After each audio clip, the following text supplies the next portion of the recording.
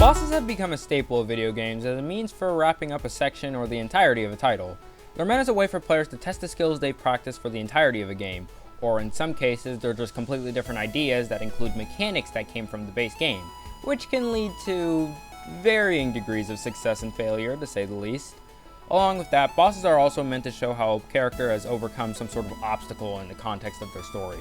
At this point, nearly every modern video game has at least one boss fight in them, and it's usually signified by a tangible representation of a challenge, like a villain or a rival. And while, at this point, many video game genres have done better in perfecting the design of boss fights than compared to back in the day, there is one genre that's still struggling in this concept. Platformers have been infamous for having boss fights that aren't the most fun to play. They struggle from design flaws that spawned from early platformers in the 80s and 90s and haven't really evolved as much as other boss fights have since then. Even with bigger franchises like Mario and Sonic, while they have boss fights that can be good, a lot of them are either too simple, have mechanics that are too exploitable, or are just kind of cheap. It's been 2 years of playing Sonic Advance 2 and I'm still thinking about Sky Canyon's boss because, yeah. But while many franchises have suffered to make boss fights that are actually entertaining and fun to go back to, there is a game that was able to do this for every single boss. A game where I can look back at every boss that comes from it and want to eagerly replay them. A game that was able to do all of this on its first try. And from the studio Matt Makes Games, Celeste was able to do that.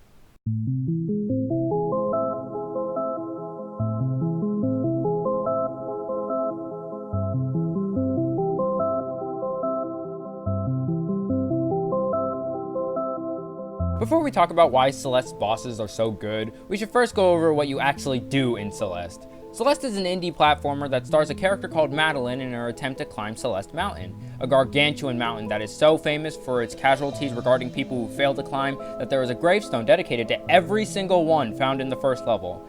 Madeline's climbing this mountain for reasons that she doesn't really describe, but the story implies that it has something to do with overcoming her struggles with anxiety and depression, with themes of her problems regarding those mental conditions made very clear as she progresses through the mountain. The game is a completely basic platformer with two different movement options that make the game unique from others, a climbing option and a dash that allows you to move in 8 different directions.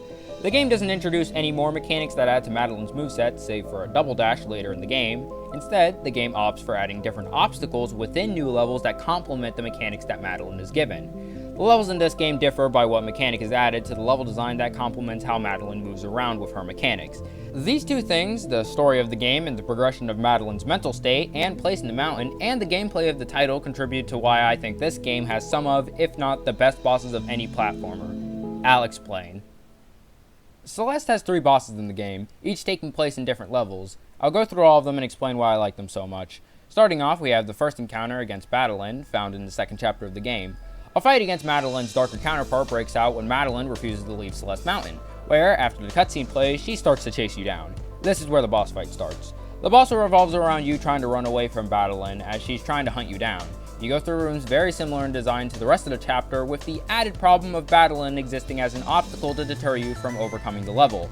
Her gimmick is that she does the exact same inputs that Madeline does with a slight delay. If Madeline doesn't move for a minute, Madeline doesn't move for a minute. If Madeline dashes into one of these blocks, Madeline dashes into the same block in the exact same position. You go through different rooms until you eventually escape and the boss fight finishes. The concept for this boss fight is some of the best I've ever seen.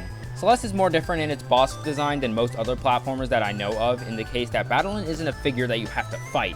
Considering you never really fight anything in the game in order to defeat it, only to hinder some things every now and then, making a boss fight where you're supposed to just beat it up would probably not be very fitting in this game, where fighting isn't really intricate in its design. That's the problem I have with a lot of other platformer bosses. The fighting in platforming isn't really intricate or thought out, so what would be the use in making a boss that requires intricate fighting to actually be fun? If the platforming in platformers is what's designed to be detailed and well instituted, then why do so many platformer bosses take place in a flat room or a room with little to no space to move around? With this boss, I'm not using the tools I learned throughout the game to beat this enemy, I'm using the same tool I learned at the first enemy over and over and over again.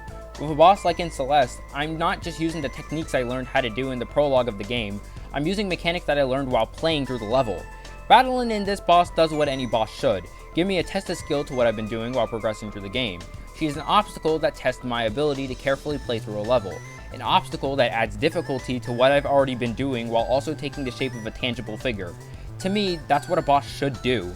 Now, after hearing the concept of Madeline doing everything that you do with some delay, you might argue that she shouldn't be really difficult to deal with.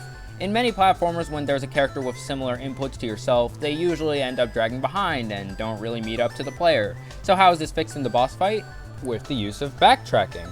After the first few rooms, the rooms that are encapsulated in this boss fight require Madeline to backtrack way more to get to the next room.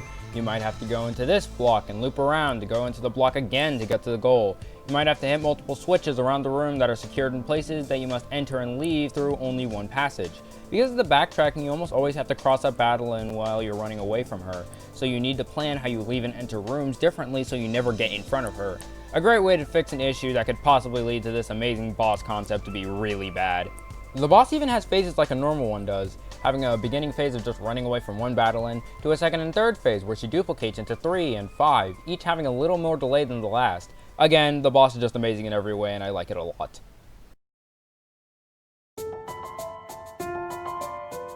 There's not much that I need to talk about regarding the boss fight against Mr. Oshiro. Conceptually, it's very similar in design to Madeline's boss fight, but not in a way that makes the boss fight formulaic. Madeline's still running away from an obstacle rather than fighting the boss. However, it's carried out differently to Madeline's boss in its level design and obstacle. Instead of using the level mechanics introduced in the Madeline's level, which are these blocks that move you to different sides depending on how you boost into them, it uses the mechanics that you learn to deal with throughout Mr. Oshiro's level. Throughout the resort you enter, you'll come across these weird black blobs with red outlines. You'll immediately be destroyed if you touch them, and it can be very hard to avoid them, with the boxed in spaces that you have to avoid them and their ability to also move at times. Along with this, there's also this weird grass that's in several areas of the level that creates even more of these black blobs if you step on and off them. Both of these mechanics are the main ones that are used throughout Mr. Oshiro's boss as you run away from him as he charges into you several times. You have to complete rooms as you normally did throughout this level, with the added bonus of having to deal with this thing at all times. This boss does exactly what the Madeline boss does to a very similar degree, being a test of your ability to complete a level skillfully through the use of difficult obstacles to overcome. It's not as menacing as Madeline, I mean unless it's just me who finds this more menacing than this, but it still gets the job done of being a clear obstacle in your path. And I think that's everything that I wanted to cover regarding why I think Mr. Oshiro's boss fight is so good. Again, there's not much that I could cover with this boss considering its objective is similar in design to Madeline's, but I still enjoy the boss of a lot nonetheless. Now let's move on to the final boss of the game, which is...